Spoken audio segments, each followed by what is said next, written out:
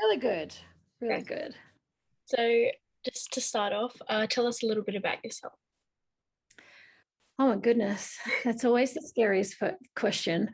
I'm Prinnie Stevens. I'm a singer, songwriter, performer, producer. I started off as a dancer and I'm now a singer, which I've sung, gosh, all over the world. I love to do lots of different genres. I sing from pop to soul to R&B to cabaret.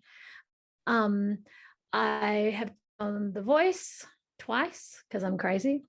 Done, yeah, a fair few other shows, and I now work on The Voice as a producer, music producer, helping with vocal arrangements. And I've now kind of moved over into not only just performing, but helping other people find their own voice, I guess. So yeah, I do a bit of talent booking and producing and helping on The Voice. Just So, a bit of everything, just to keep a bit it of interesting. everything. Yeah. So you mentioned you started as a dancer. Yeah. So why did you start singing, or why did you turn it into a career? It's funny because I started as a dancer. I think I was like 4 or something, really young. Like my parents, I didn't come from a performing arts family. So I was just like dancing and tapping on things and like in the car, tapping on the back. Like I've just annoyed everybody to the point they're like, get her out of here, get her into dancing, let her do something. And then when I got like about 9, I remember I used to do all the like dance troops at like the malls and all that. Yeah. So then we were doing it one school holidays, and I remember the lead singer, I still remember her name, Kate Perry, didn't rock up because she was sick or something.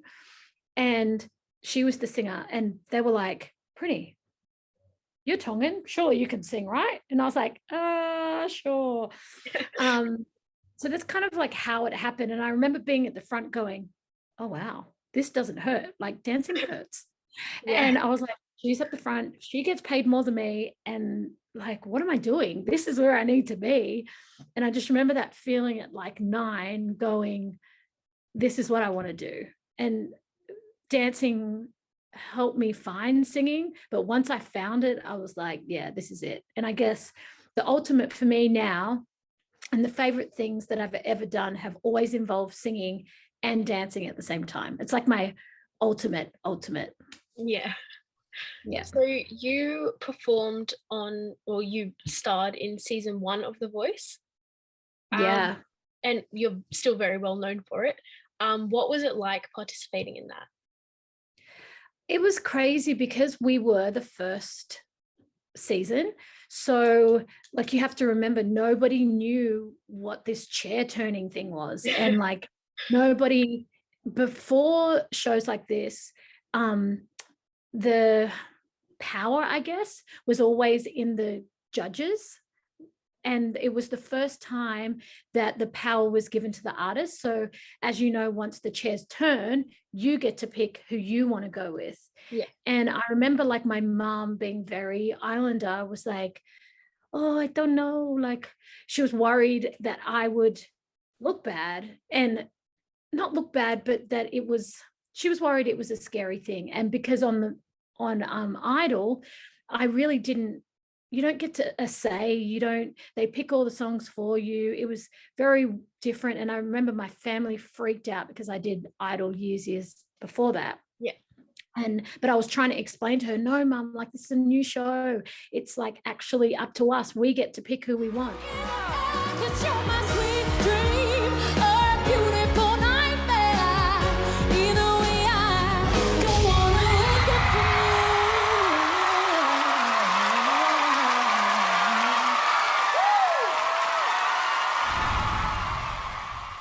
I remember when the chairs turned, Seal turned around and Joel Madden turned around.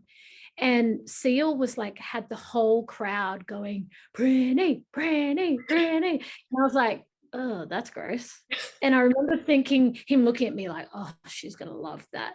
And then Joel was just really like straight up and like, look, man, like we could just I can't remember exactly what he said, but it was something just really real. And I connected to that because it's very much, even though I come off very, put together and very diva-ish on stage, which I am on stage, but off stage, I'm very I'm just a normal chick. And that's why I chose Joel, and we got on so well, and we're still good mates. And he got me this tattoo.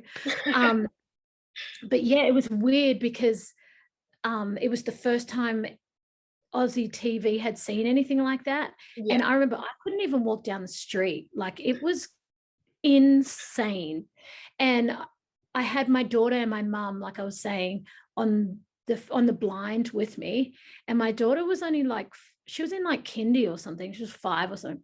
And I remember she couldn't even walk down the street without people knowing who she was. And I remember at school, it was weird for her.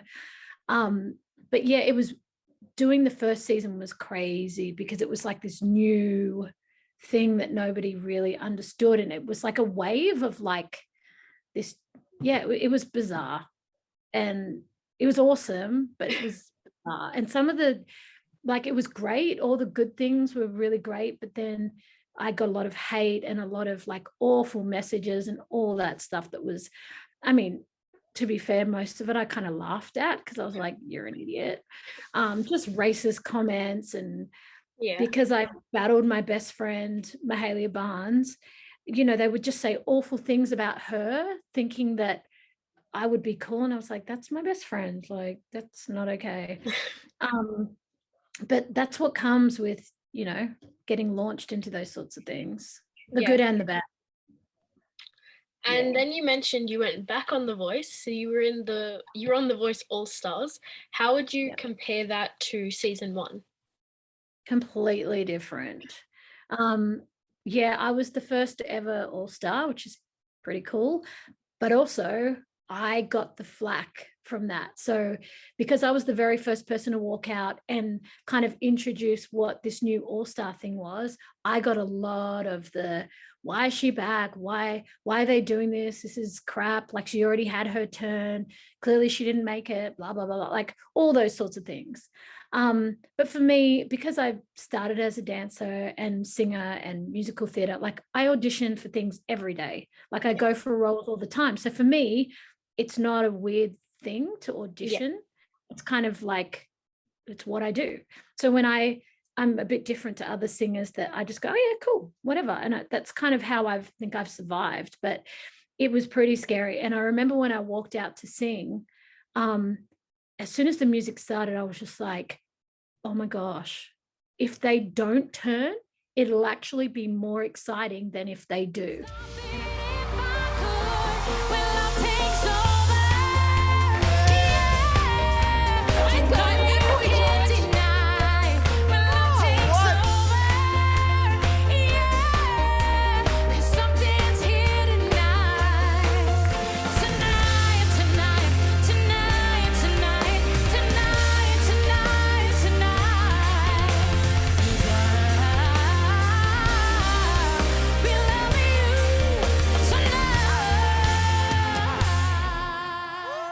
And I just remember thinking, what the heck did I just do?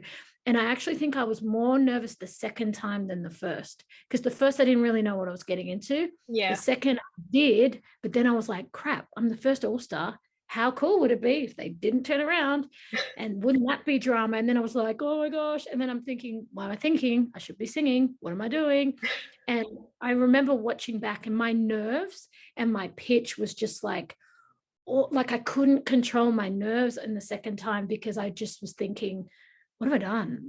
You're an idiot. This could be really bad, babe. Were the expectations for the second one, I guess, really bad, or how did you handle that?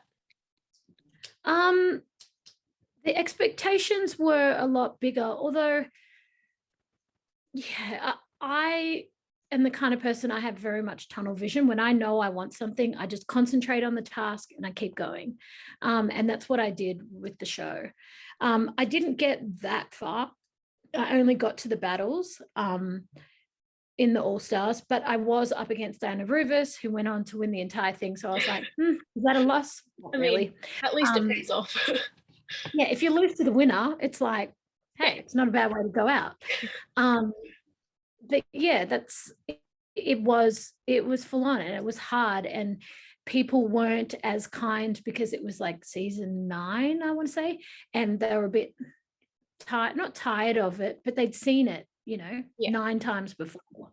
And it is tough coming back, but because I'm a singer, dancer, performer, musical, like I said, I've auditioned since I was like 6, probably. Just so auditioning is a natural thing for me. I still do auditions every week. So yeah. My next question is, you performed in quite a few shows and productions like The Bodyguard.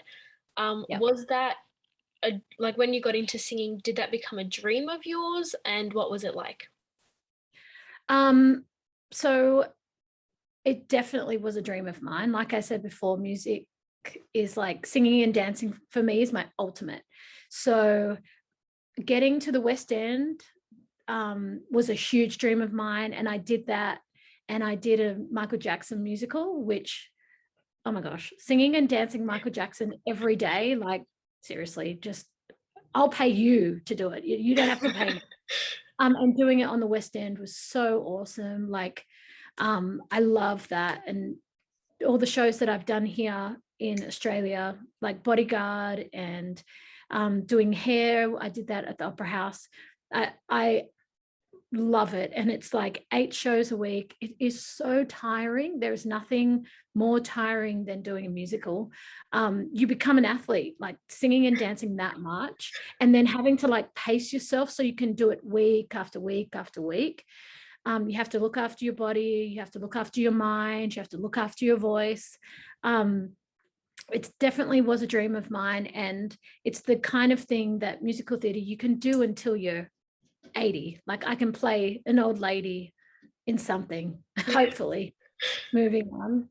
So yeah. The next one is a bit of a hard question, but what has been your favorite event, production, or show to take part in so far? I think I answered that before. The Michael Jackson show was so epic. And I know he's crazy and I know all the controversy around him, but like doing all, like the really big numbers that he did about, he was talking about all the things that we're dealing with now. Like there's a song called Earth Song that it's like basically begging people to start looking after the earth for the generations to come. Like it's pretty much well, not even pretty much, it is what we're all kind of going on about with global warming. And he was just so like emotional, and he was a genius. And they always say genius is like one step away from being crazy. So that definitely was awesome. Like Man in the Mirror, there's so many amazing songs. And then doing Whitney Houston, The Bodyguard as well. Oh, look, yes.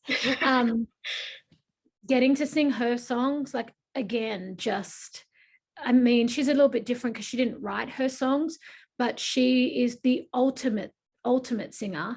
And to be able to do her show, I remember when I first got The Bodyguard, it's myself and Paulini, her and I played the sister, she played Whitney's role.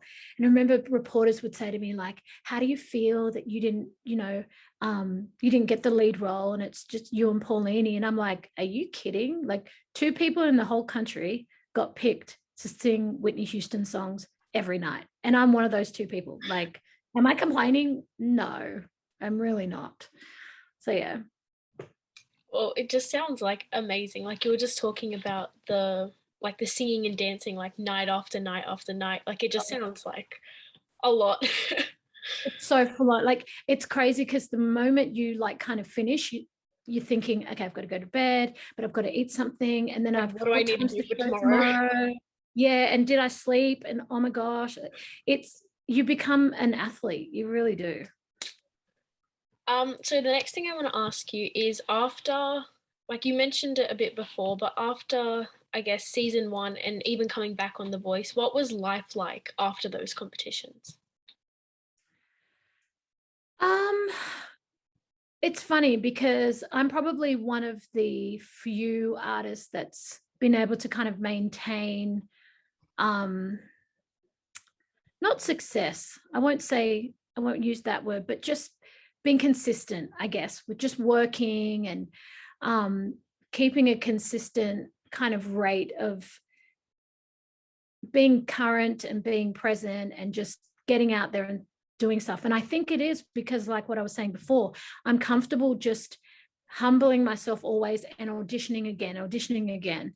And I actually find that when you're at the top, you can kind of feel like you're at the bottom. You're really open to a lot of attack. You're open to a lot of social media. You're almost like a free target, I guess. There's a lot of vulnerability in it. Yeah, it's full on. Like the things that people would say to me was just like, it's crazy, you know? Like even today, there was a tweet that went out. So on this, The Voice, I did some backing vocals, and one of the singers, they had like taken a screenshot of one of the singers, and I was in the background singing, and someone tweeted, I should find it. They said something like, oh, how does it feel to be on season 1 and then now to be standing behind one of the artists? And I tweeted back and I was like, it feels pretty good. Now they pay me. And so many people have like retweeted it.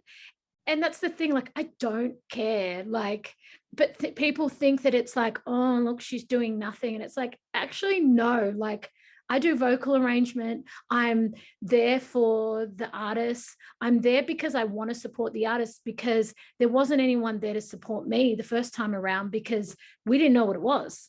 Yeah. You know, so they hire people that have done the show before so that we can support those people because we know how it feels. And they pay me well, and I'm there not for the money, but to be able to support them. And also, I just love what I do. And even though I stand behind that girl that day, you know, I have my own shows, I do festivals all over. I, you know, like I said before, I'm happy to humble myself to like do things. I don't always have to be in the front, you know, sometimes you win in the background. But like, I guess the in-between times, like you were asking, can be really rough, but it's all about being self-motivated, not feeling like you're too good for anything. Obviously, you have to say no to certain things, and you have to keep a standard of, you know, what you want and where you want to go. But I think always being humble and being grateful for what you have and what you've done is really important, because I've seen so many people do the show, and then after the show, they just sit back and go, cool, so now I'm famous and everyone's supposed to come to me. That's not how it works. Like, actually, the hard work starts after you get on the show. Like, I remember after the first season, I finished and I emailed the record label, the management, everybody, and just said, I'm so thankful. I had such a great time. Would love to meet up and maybe have a chat about what was, you know, moving forward. And I ended up getting signed to the label, and I think I did 3 or 4 projects, and I'm still with Universal now just because I've maintained a good relationship with them, and I've been grateful for them, you know? Yeah, and I guess even, well, I was going to say taking a step back, but not really like those words, but just like going on the show and like helping the others, I feel like you can kind of learn something from them as well, which like continues to better your career. Totally. And when you're doing BVs, you really have to adapt to whoever's singing in the front, because otherwise you sound like yourself singing behind someone else. You're not supposed to do that. You're supposed to blend. So when we're blending and listening to those other artists, they do things and you're like, wow, that was awesome, you know, and you really appreciate it. So you learn so much. And I've seen so many people come through the process and deal with it in different ways. And I think there's been even more success from the shows recently.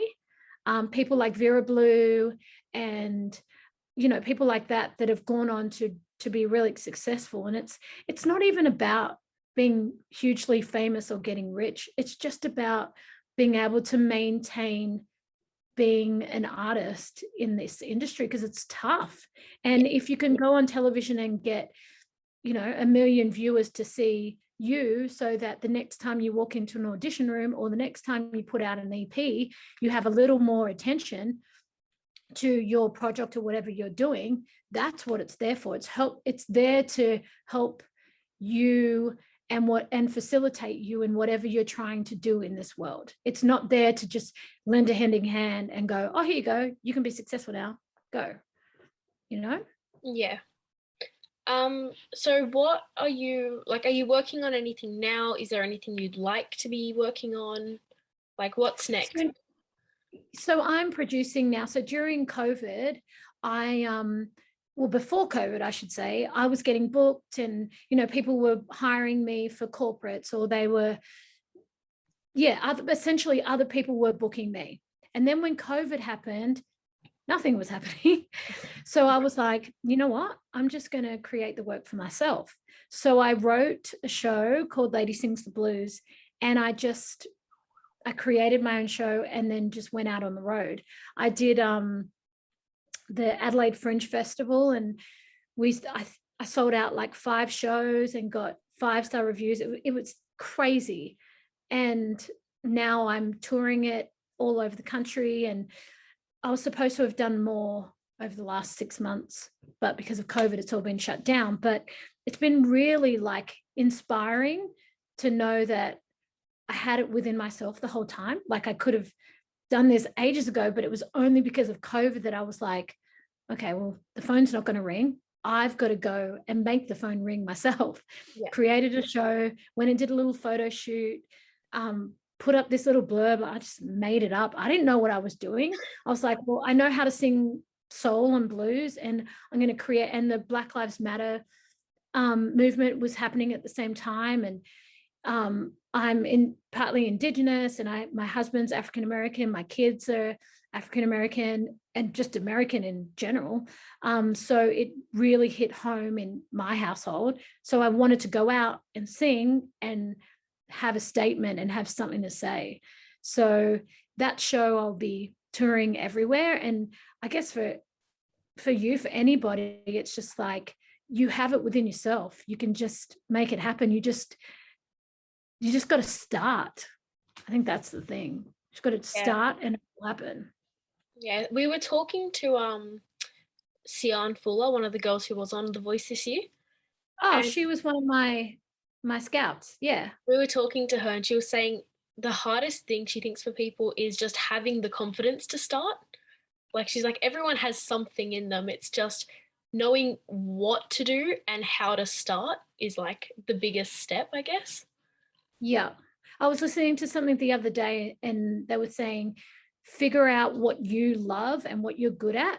And the ultimate goal is to be doing that all day, every day. Yeah. Because once you get into a habit of, doing what you think you have to do, that will always take over. And I remember that even just last week, I've pitched my Lady Sings the Blues show to this festival, and someone was like, oh, maybe we need to do this and that, and I haven't found out if I've got into the festival, but I was like, no, I'm going to clear my calendar around that time to make the space for the show to even be allowed to get into that festival. If you don't make the space for what you want, it'll never fit into your life. So you've got to make the space, and you've got to say, no, even though I'm doing this, I really want to do this. I'm going to put this time aside to make sure that I'm doing this, because otherwise what you're doing out of necessity will 100% take over if you just keep putting what you want on the back burner. Like, even if it's just a little time, and then slowly, hopefully it takes over and you end up doing what you love and what because you'll always find a way to make money out of what you love if you genuinely are meant to be doing it. You touched on it before, how COVID was, I guess, impacting everyone's careers. For you, what was that like? Like, did it allow more time for family? Yeah. Absolutely. So I am always on tour. I'm always flying somewhere, doing shows here, doing shows there. the cool thing is I get to take, so I have two girls. I have a 15-year-old and a 2-year-old. So I get to take them, and I make a point of taking them, away and when I go cool places. But unfortunately, that hasn't been able to happen. We've been at home. We've been, spending a lot of family time, which has been really cool and amazing to bond. But I'm so ready to get back out into the world. But I think, yeah, it's definitely changed things. And like I said, the biggest thing for me that it changed was that I realized that I didn't need to rely on other people to validate me and say, you're good enough for this, you're good enough for this. I had it within myself to just go, no, you create it, put it out, and things will come to you. Or just go and get it. If you want to put on a show, do a good, but make sure that you know all the things, research, make sure that you know all the things so that you're not going into it blindly. But if you get your stuff together, you can do it all on your own. You really can. And I think the other thing that I've learned in COVID is to rely on your mates and your friends, because I think we've all really needed that just to get through, just to stay sane. Like, so many of my friends are like, how are you doing? Not a great day.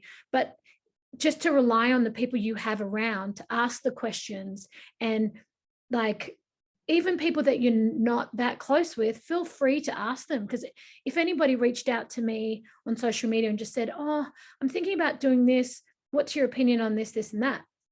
Most people are going to help you out.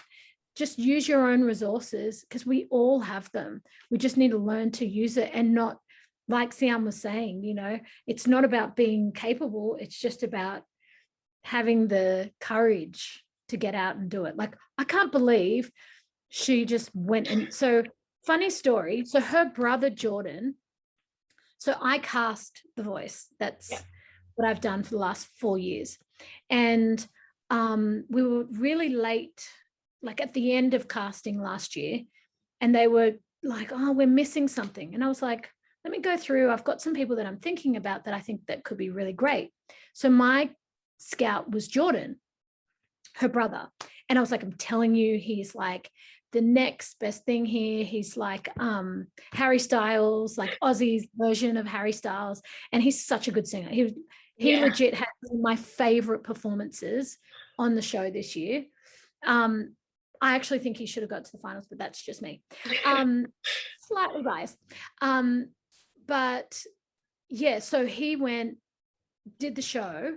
And so I didn't do the blinds. I came in a little further on. So I didn't even know that Sian had auditioned until I came back in the knockouts. So I was there when we put the cast together, all the blinds and everything. And Jordan was my scout. And then I came back and I was like, wait, your sister's here? And he's like, yeah, babe. They asked her to do it at the blinds. I was like, what? And she just did it. And it was so, like, even for me that was, involved in it, it was like crazy that she had the courage to just go, yeah, why not? Yeah. And she's the most beautiful person. Like, she's like a little angel, isn't she? Like, if you've met her, you just feel it straight away. Yeah. She's just an awesome person. So, yeah.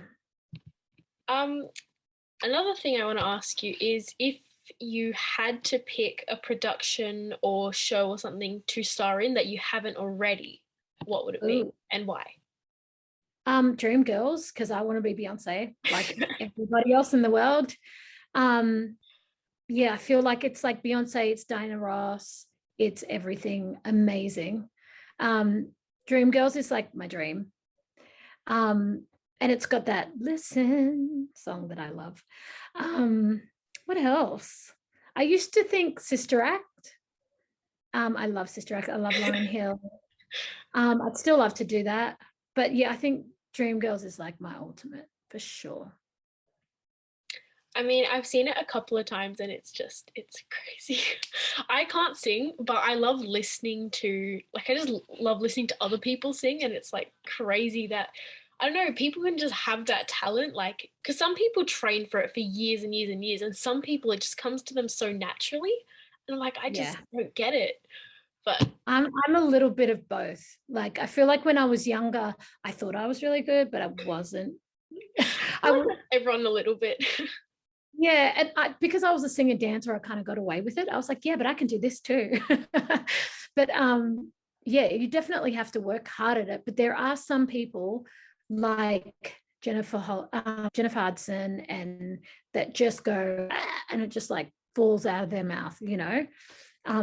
But yeah, it's an amazing gift, and I'm very grateful. And I can see it even in my kids. Like both of my girls can sing, and it's like, oh yeah, they are just born with it, you know. Yeah. Cool. My last question is there any platforms or anything you want to shout out? Is like where can people find your music or your shows or any of that? Yeah, I guess Instagram is just the easiest, you know, link in bio. I think I've got like a link tree where you know, you can get my music on Spotify.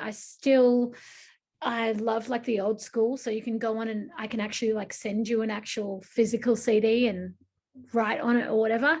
I got some merch and stuff like that. But yeah, Instagram, just Prinnie_Stevens is the easiest way. And, you know, always doing reels and TikToks and YouTube, all that stuff.